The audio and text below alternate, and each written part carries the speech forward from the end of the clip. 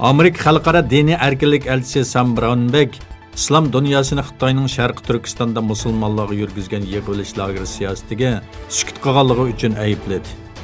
Sam Braunbek musulmonlar ko'p sonliqni egallaydigan davlatlarning sukut qilishidan umidsizlanganligini aytdi.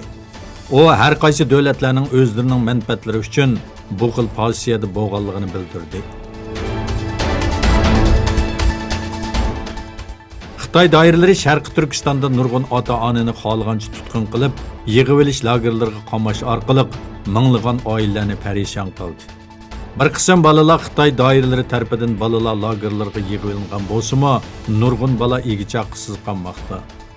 Yaqinda Xotan viloyatining Sultoni mazorligi Tavan Navoq mahallasida bir kichik qiz o'stanga tushib ketib, suvda tunjiqib o'lib ketgan.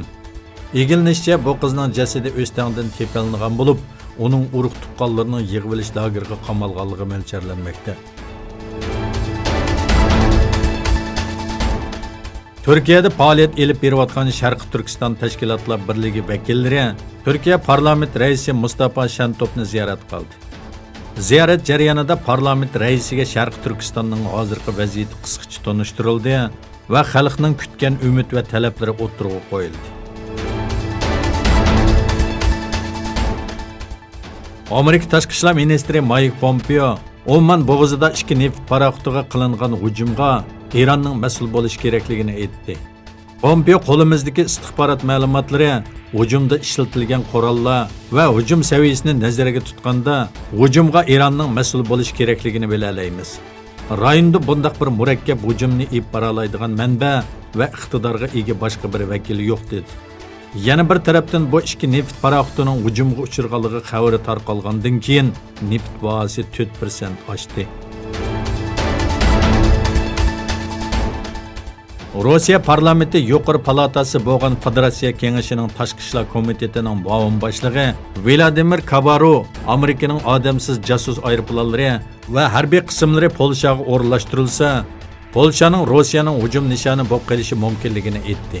Kabaru Amerikaning Polshaga odamsiz aeroplan o'rnashtirish va harbiy qismlarni kengaytirish planining Rossiyani bearam qilganligini aytdi hamda bu planlar amalga oshib qolsa, biroq kelishmaslik yoki krizis bo'lib qolgan taqdirda Polshaning Rossiyaning qaytirma hujum nishoni bo'lib qolishi mumkinligini bildirdi.